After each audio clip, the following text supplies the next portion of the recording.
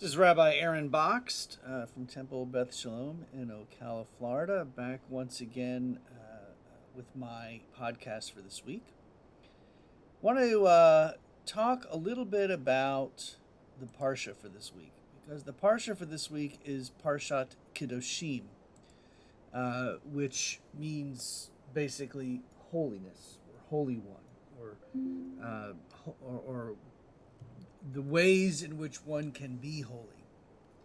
And it's very clear from the beginning of this chapter, of this Parsha. We're talking about Leviticus chapter 19, verse 2. Daber el kol adat bnei Yisrael v'amarta alehem kedoshim tihiyu ki kadosh ani Adonai Elohechem. Speak to the whole Israelite community and say to them, you shall be holy, for I, your God, Adonai, am holy. We are to be holy because God is holy. Our God, Adonai. And what follows in this Parsha are rules, many, many different rules, examples in which we are to be holy. You shall revere your mother and your father and keep my Sabbaths. Now, obviously, honoring your mother and your father, that's fairly understandable and fairly easy to do. Although I would venture to guess anyone who's ever had a teenager doesn't necessarily think that's an easy thing to do, at least for the teenager.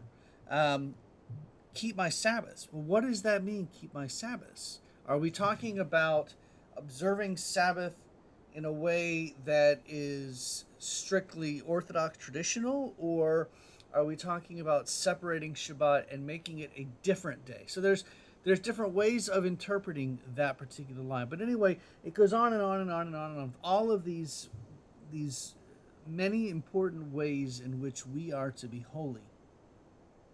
And we are to be this way because God is holy. And there are a couple of lines that are in this Torah portion that I'm not going to talk about because the description of them, the commentaries of them, often lead to controversy and arguments, of which I don't want to get into, at least not with myself in a podcast. However, I will say that there are a couple of lines that are just so clear. One of those lines, which if you've ever listened to me teach, I use this line very, very often. It's chapter 19 of Leviticus, verse 18. And it ends with, Ve'ahavta l'reacha kamocha ani Adonai. Love your fellow Israelite as yourself, I am Adonai. Now, of course, what does it mean to love someone like you love yourself? I read that as love someone else as you would want to be loved by them, meaning kind of the idea, the golden rule, do unto others as you would want them to do unto you, or some variance of that line. That's pretty clear to me. If something is hurtful to you, don't do it to them. But more than that, not just don't do hurtful things, but love them as you would want them to love you. And then there's the line that I refer to often. It is one of the most it's one of the most obvious ideas, but it's also one of the lines that appears the most of all of the lines in the Torah. It's over and over and over and over again in various different ways, shapes, or forms. The strangers who reside with you shall be to you as your citizens. You shall love each one as yourself. Here it is. For you were strangers in the land of Egypt. I, Adonai, am your God. A reminder. God freed us from slavery, so we are to treat even the strangers in our midst as if they were not strangers. This is all about honesty and the way that we treat others. And I know that in this day and age, the idea of treating others with love and kindness seems for some people to be a foreign concept. But I cannot stress this enough. although love is extremely easy to understand what it means, it is sometimes, maybe I should say oftentimes, one of the most difficult things to enact. I was in line today at Sam's for to get gas because they were 30 cents cheaper than everybody else. And if you've ever been to the Sam's in Ocala, the traffic there is atrocious. Worse than I've seen any other Sam's Club parking lot anywhere I've been.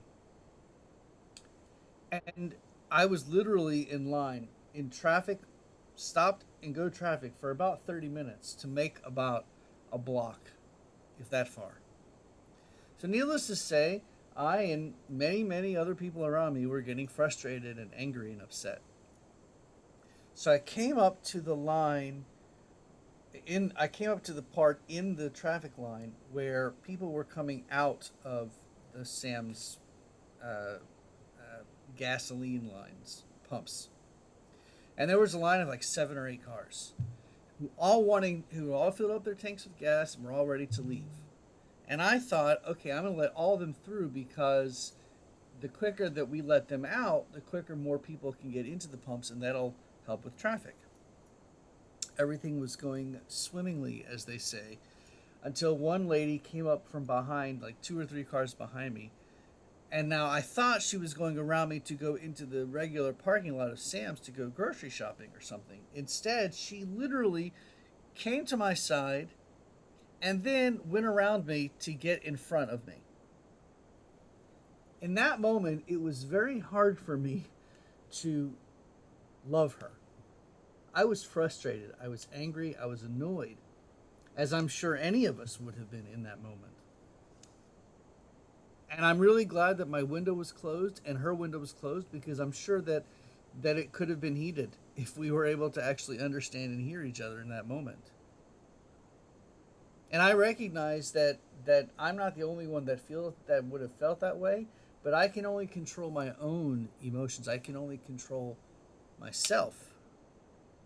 And in that moment, she was a stranger to me, but I was a stranger to her.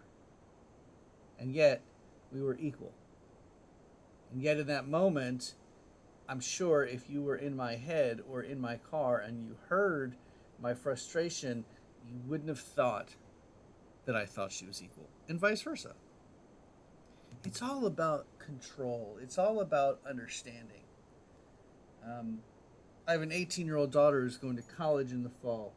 And as we get closer to the date in which her time living in our roof, under our roof, is coming to an end, it's going very quickly. She goes to camp for the summer, and then she comes back for a week or two, and then she goes to school. And it's starting to affect my relationship with her. We're both becoming frustrated with each other more and more. And yes, a huge part of that is understanding and realizing that the time is short, and we're both scared of what that means, what will come next, for various different reasons. I'm scared because she's my child and I want her to be okay, and she's going to be off in a strange place to me. She's terrified because she won't have the protection of living under our roof, and she's unaware of what's going to happen next. And her mom and I are both extremely excited for her to make these changes in life. But she and I sat down really late last night and had a very honest conversation in which we talked about what does it mean when I say certain things to her or she reacts in certain ways to me. And in that moment, there was nothing but love between she and I. But in the moments that led up to this conversation, although the love was obviously there, I'm her parent, she's my child, it wasn't apparent in the way that we were talking with each other and the way we were acting towards each other. I'm telling you this example because we're all human. We all come to the table with ideas and distractions and things that make us frustrated of our own. But we are to be holy because God is holy. I believe the Torah does not mean that we have to follow every single little word and every single little deed and every single little rule that's in the Torah. That's not what it's about for me. What it's about for me is recognizing that I can always do more. I will never be able to achieve everything that I want to achieve in life, but that doesn't mean I can't stop trying. And I think that's the message that I'm taking from Kedoshim this year, this time reading through it. Keep trying. Be holy because God is holy. Here are examples of things that we can do or must not do in order to be holy.